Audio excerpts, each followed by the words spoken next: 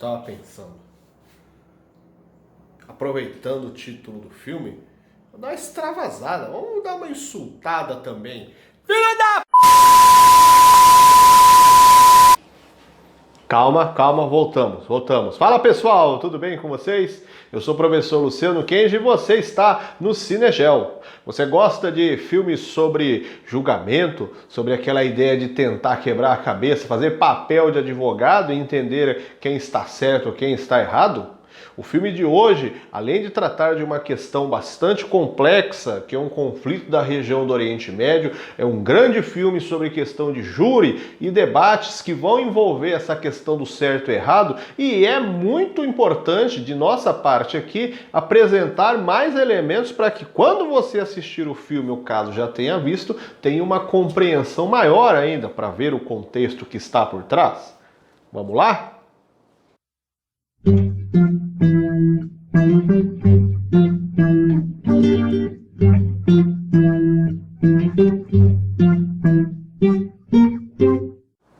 O insulto. Vamos lá, hein? Ou Kadiyat Rakinai no Tretin. Meu árabe, eu acho que está uma droga, viu? Desculpa, comunidade árabe. Não, gente, pera aí. Não tá legal. Vamos pegar com a voz de quem entende. Ó. قضية رقم 32. Bem melhor, né? Filme de 2017, filme libanês, dirigido por Ziad Doueri e protagonizado por Adel Karan e Kamel El Basha. O filme é protagonizado, é passado na região do Líbano, num contexto que vai envolver toda uma região externa a ele, passando então por uma discussão que envolve a questão Israel-Palestina, e por isso eu te indico, para pensar sobre a questão Israel-Palestina, caso você esteja vendo este vídeo primeiro, que você assista antes o nosso vídeo também falando sobre a questão do Oriente Médio, falando sobre o filme Promessas de um Novo Mundo. Ficará aqui na nossa lista, nossa playlist sobre a região do Oriente Médio. Quero deixar aqui também um agradecimento ao senhor Elzogbi e à sua filha Aisha, que me deram um suporte particular, porque eu queria, eu fiz questão que tivesse aqui a pronúncia do nome do filme no árabe e não no inglês, já que trata-se de um filme libanês, como é feito com todos os outros filmes do canal aqui. O filme conta inicialmente a história de Tony, um libanês cristão que tem um temperamento explosivo e estava limpando a sacada de sua casa, passando ali uma questão de um talento ali no seu jardinzinho, lavando. Porém, a sua sacada tem uma saída de um cano que não tem um prolongamento que vai até o chão. E ao empurrar água na sua sacada por esse orifício que vai dar no cano, ele simplesmente cai nas pessoas que estão na parte de baixo, passando por ali. Para o seu azar, ou para o azar do nosso outro personagem, Yasser, um engenheiro que trabalhava ali na rua fazendo a manutenção de obras junto com a prefeitura, um imigrante, um refugiado palestino que vive no Líbano, passava exatamente embaixo no momento em que ele, Tony, empurrou água pelo encanamento e o derrubou sobre o engenheiro.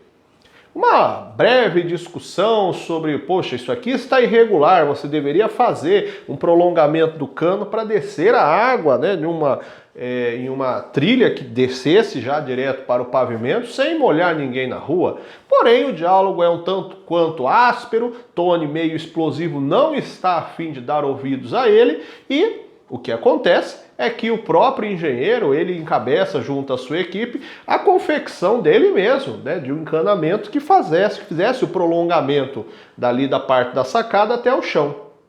Quando Tony percebe o que havia sido feito, com a obra praticamente já pronta, esse pequeno reparo, ele em uma fúria, em um ataque de nervos, vendo que a sua autoridade dentro da sua própria casa tinha sido quebrada, ele pega o martelo, uma marreta e quebra o cano. E começa uma discussão muito ferrenha entre os dois. Até que Yasser o ofende, o tal do insulto do título em português, e a partir dali começa então um embate que vai tomar dimensões muito maiores do que apenas um apontar de dedo na cara e xingamentos.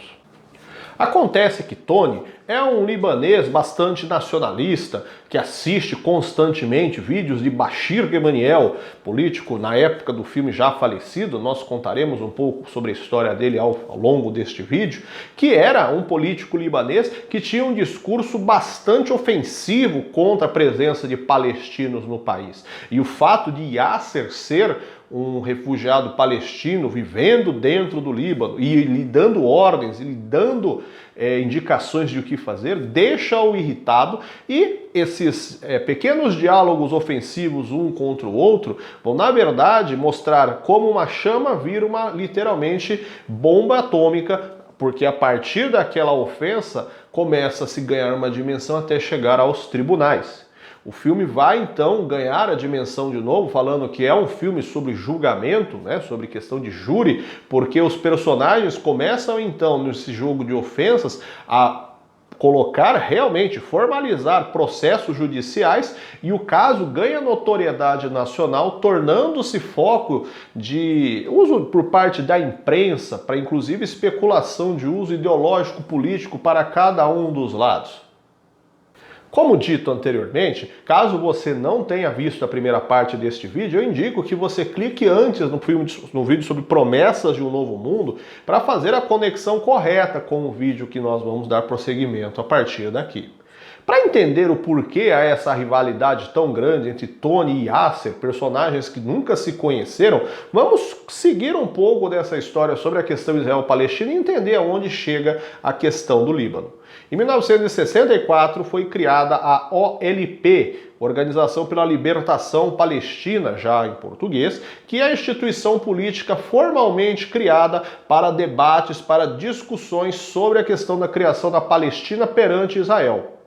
A OLP foi criada numa proposta de começar, já que pela diplomacia o diálogo com os judeus de Israel não estava acontecendo, toma uma posição, uma postura mais ofensiva de tentar, a partir de luta armada, de uso de um diálogo mais truculento, buscar a criação e o reconhecimento do Estado palestino.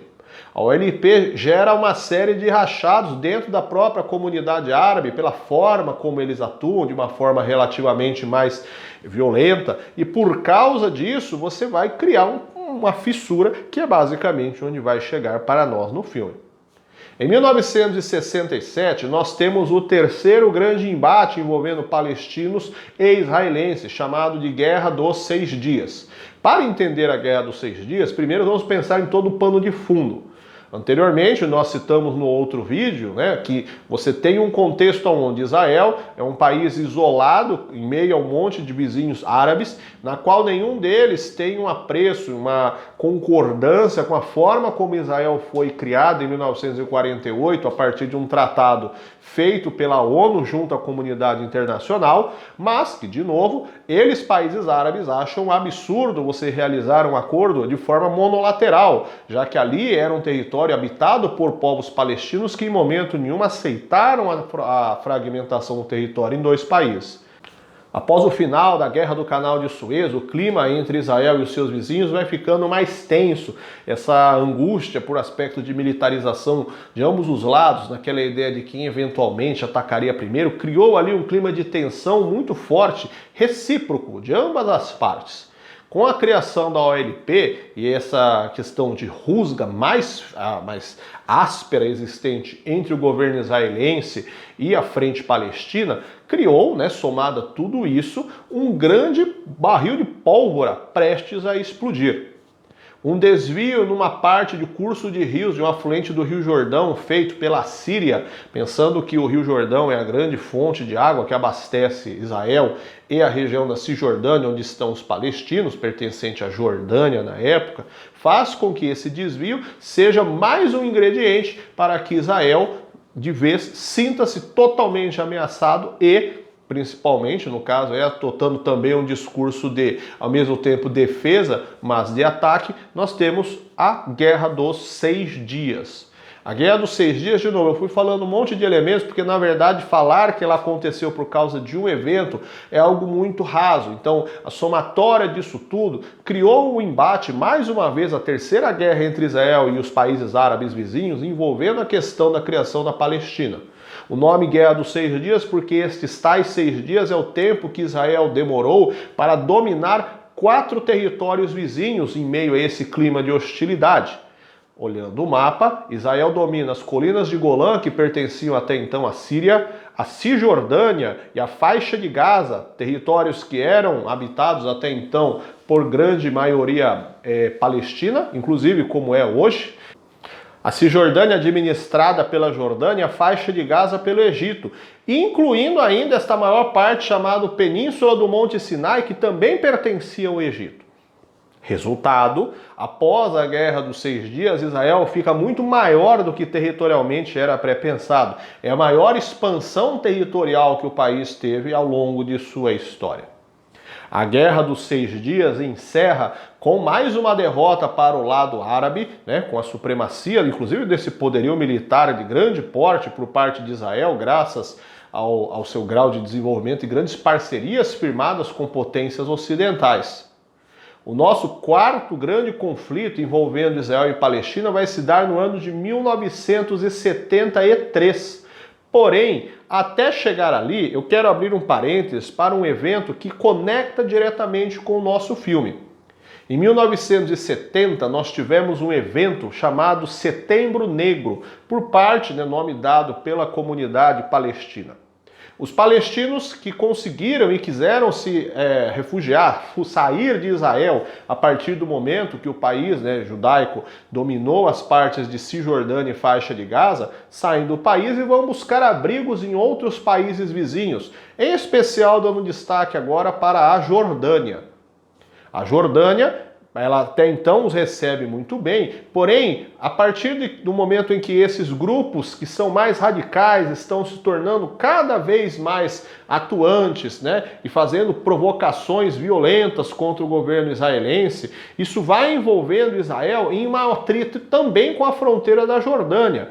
E o rei da Jordânia, então, ele começa a ficar um tanto quanto incomodado com a questão dos palestinos, no sentido de que eu lhes dei abrigo e vocês estão criando atrito com o país vizinho, trazendo problemas para nós aqui. O evento chamado Setembro Negro, ele deriva de quando o rei da Jordânia expulsa a saída dos grupos palestinos do país. Os palestinos consideram uma grande traição, no sentido de que eles foram expulsos de um país árabe também, onde teoricamente eles aguardavam, eles esperavam algum tipo maior de compreensão. Esses grupos palestinos vão buscar abrigos em outros países, como Síria, e o foco do nosso filme, que nós já fazemos a conexão novamente, o Líbano. Entendendo esse contexto, em 1973 nós temos então a quarta grande guerra envolvendo Israel e Palestina, isso no caso os países árabes que apoiam a questão palestina, chamada Guerra do Yom Kippur.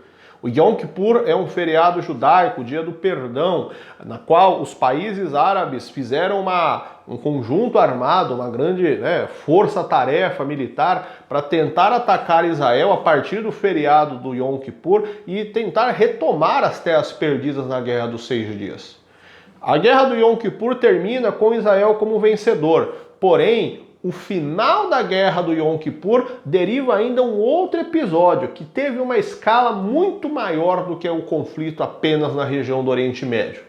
A maior parte dos países membros da OPEP, Organização dos Países Exportadores de Petróleo, se concentram na região do Oriente Médio e são países de etnia árabe. A OPEP, vamos entender, que é a reunião das maiores economias exportadoras de petróleo do globo, juntas, tem concentradas praticamente 80% do mercado global de petróleo. E a OPEP, basicamente, o que ela faz é entre si cartelizar o preço, ou seja, há uma combinação entre eles para se fazer um padrão do valor do barril de petróleo. Não que eles acabem tendo o poder de direcionar, obrigar o valor internacional, mas os outros 20% não membros da OPEP, a partir da tabela do que a OPEP tem, eles vão operar na mesma faixa. Então ela basicamente é quem direciona os valores internacionais do petróleo. A OPEP, a partir de uma força-tarefa puxada pelos países árabes por causa do evento final da Guerra do Yom Kippur, propõe que há uma, vamos chamar, redução drástica, um fechar das torneiras da produção de petróleo. Lógica capitalista de oferta e procura. Ao ter menos petróleo no mercado internacional, o preço subiu vertiginosamente. Este é o evento chamado de choque ou crise do petróleo. A primeira de outras que vão acontecer no mesmo molde. Mas então, a crise que aconteceu dentro do Oriente Médio, aparentemente um episódio bem específico envolvendo Israel e os países árabes do seu entorno, tomou dimensões internacionais, porque o petróleo inflaciona de uma forma gigantesca e foi pensado estrategicamente pelos países árabes como uma represália à influência que o Ocidente tanto tinha ali na região, ainda tem até hoje, dando então uma espécie de contragolpe ao reduzir propositadamente a quantidade disponível no mercado para que ele inflacionasse, pensando que os grandes consumidores de petróleo são as potências industriais tradicionais do Ocidente. A primeira vez em que há a tentativa de se abafar a tensão envolvendo Israel e algum país árabe foi em 1978, a partir do chamado Acordo de Camp David. O Acordo de Camp David foi uma tentativa de acordo de paz que foi oficializado em março do ano seguinte, 1979, entre Israel e o presidente do Egito, chamado Anwar Sadat na época. Repare na foto, curiosamente, que tem uma bandeirinha conhecida ali. E um personagem que, mesmo se você não conhecer de nome, você imagina quem é. Pois é o presidente dos Estados Unidos na época, Jimmy Carter, que está ali como intermediador do acordo.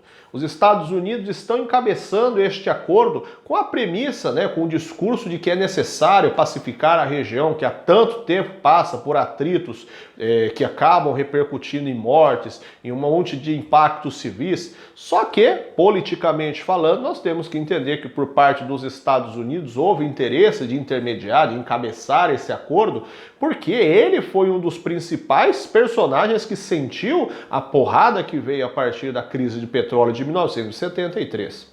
O acordo de paz é assinado, porém a gente pode afirmar que teve um final um tanto quanto complexo, porque Anwar Sadat, o presidente egípcio que assinou o acordo, foi assassinado em 1981 por radicais egípcios que argumentavam que ele não deveria estar fazendo acordo de paz com Israel.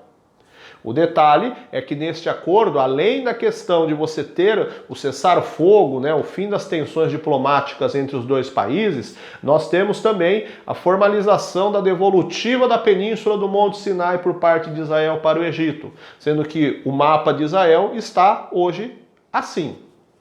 Repare que a gente tem então a península do Monte Sinai não sendo mais território de Israel e os territórios onde a população palestina se concentra até os dias de hoje estão em faixa de Gaza e Cisjordânia, territórios israelenses, mas que ganharam status particular, como territórios autônomos, territórios palestinos, onde há uma relativa autonomia, mas os palestinos reivindicam um processo de total independência. Para não entregar spoilers do filme, porque há outras passagens e outros personagens que são citados nele, vou passar bem por cima aqui em cima de alguns personagens. Como já citado anteriormente, Bashir Gemayel é um político libanês que começa a seguir a mesma postura em cima do que você tem na região da Jordânia em 1970. Ele diz que a presença dos palestinos no país só está piorando a relação fronteiriça do Líbano com Israel, que eles acabam gerando tensões desnecessárias que trazem pavor, que trazem medo à população libanesa, que não tem nada a ver, que não quer apoiar a questão palestina no país. E assume um discurso muito ofensivo contra os palestinos refugiados dentro do Líbano. Outro personagem citado é o primeiro-ministro israelense Ariel Sharon. Ariel Sharon, junto com Bashir Gemayel, são personagens dos anos 80 que assumiram discursos bastante ofensivos contra a frente palestina. E aí eu peço a você que curta o filme agora, independente de você degustar com tantos detalhes, ele é um grande filme. Eu acho que mais do que um filme só por uma questão de um filme de júri, de discussão sobre certo e errado, é um filme que mostra como muitas vezes uma questão pequena, como eu falei, uma pequena fagulha se transforma numa bomba atômica, porque uma questão de uma birra, né, de uma questão de orgulho, um desgostar em algum evento, lá no início, de novo fazendo isso uma metáfora que você carregue, né, para exemplos de sua vida como um todo, acaba originando um problema de uma dimensão muito maior. Curta o filme, é um grande filme e, de novo, aproveitando aqui o vídeo, deguste todas as partes, todos os detalhes dele, que inclusive com certeza haverão muitos outros além destes que foram percebidos por mim. Já assistiu o filme? Deixe seu comentário aqui embaixo sem spoiler, se inscreva no canal, compartilhe, indique para os amigos e eu te vejo no nosso próximo vídeo. Até mais, valeu!